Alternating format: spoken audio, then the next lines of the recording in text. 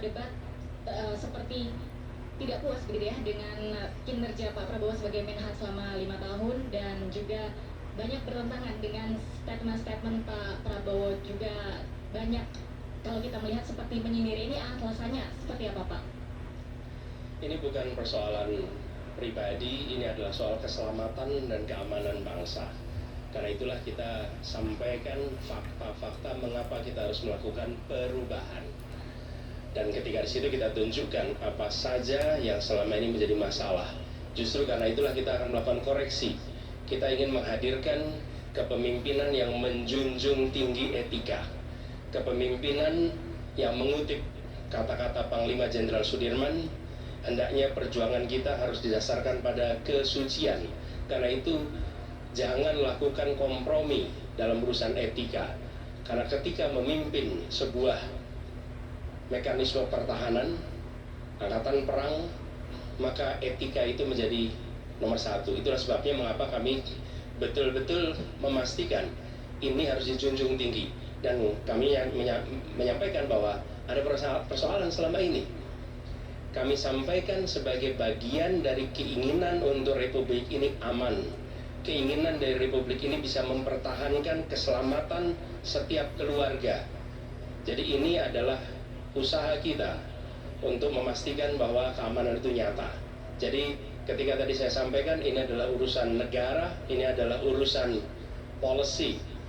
Itulah sebabnya mengapa kami sampaikan gagasan-gagasan tadi.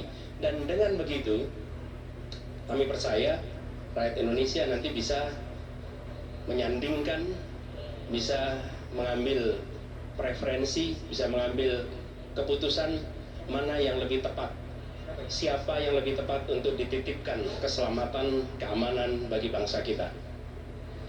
Baik, untuk selanjutnya kami persilakan rekan media yang masih ingin bertanya. Selamat malam Pak Anies, saya Gi dari Ara.id. Izin bertanya Pak, tadi itu di dalam debat beberapa kali kan Pak Prabowo mengajak Pak Anies buat ngopi bareng untuk menjabarkan data ya. Apakah ajakan ngopi itu akan disetujui gitu Pak, diterima gitu? Itu yang pertama. Dan yang kedua, tadi juga Pak Prabowo menyinggung bahwa Pak Anies itu tidak cocok untuk berbicara soal etik. Itu aja sih Pak. Oh, sama satu lagi, ada titipan rekan.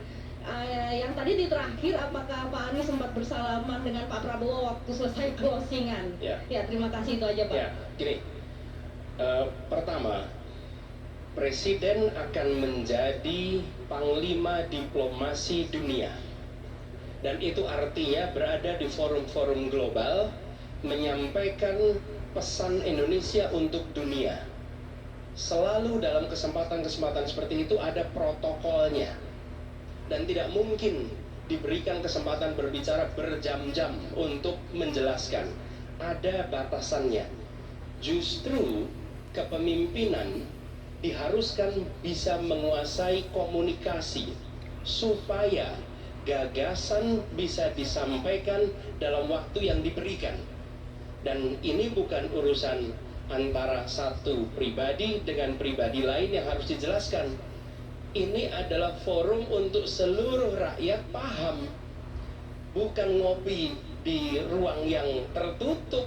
Jelaskan di forum tadi. Dan sesempit apapun waktu yang diberikan, gunakan untuk menyampaikan. Dan itu semua bisa disampaikan.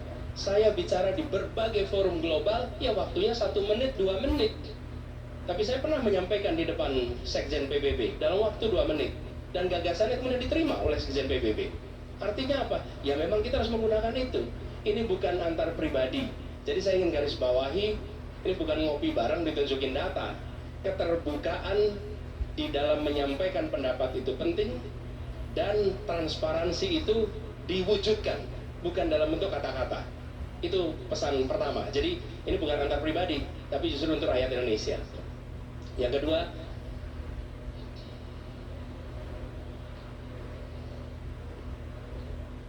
pertanyaan kami adalah bagaimana standar etika dan kepemimpinan di bidang pertahanan.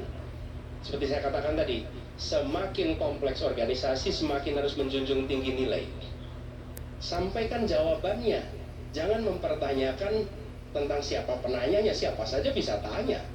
Dan ketika wartawan tanya, saya tidak boleh bilang sama wartawan, oh Anda tidak boleh bertanya itu. Boleh, siapa saja boleh bertanya. Dan itulah tugas seorang calon presiden, siap ditanya apa saja oleh siapa saja. Dan prinsip itu yang harusnya dipegang. Menurut saya, kita harus fokus pada jawabannya apa, standar etikanya di mana.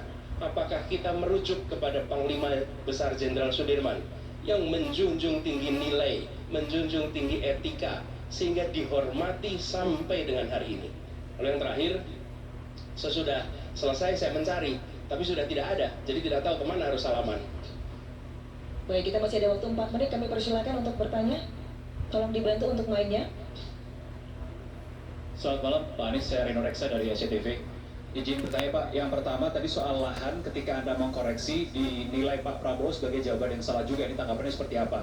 Kemudian yang kedua soal pesawat bekas, tadi juga dijelaskan Pak Prabowo, yang menjadi soal bukan baru bekasnya, tapi usia pakai. Ini tanggapan Pak Anies bagaimana? Terima kasih.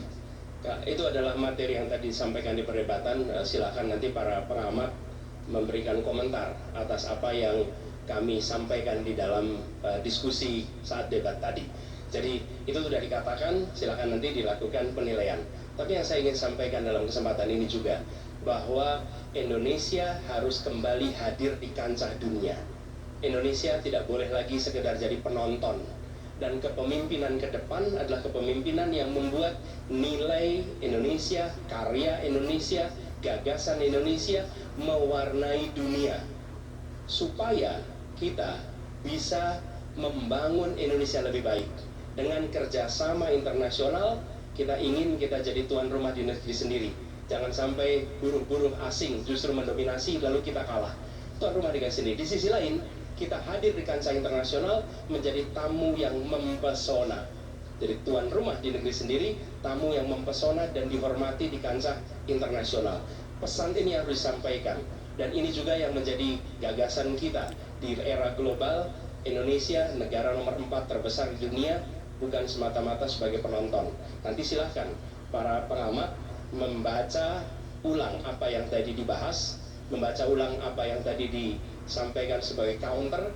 Nanti publik akan bisa menilai. Tapi bagian kami adalah memastikan pesan itu sampai, supaya kita semua pada saatnya akan bangga.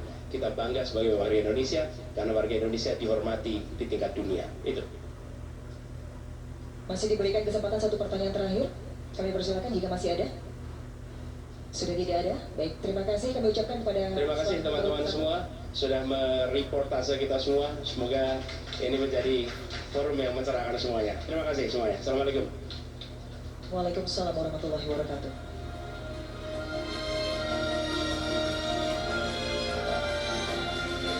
Itu dia pemirsa, baru saja pasangan calon nomor urut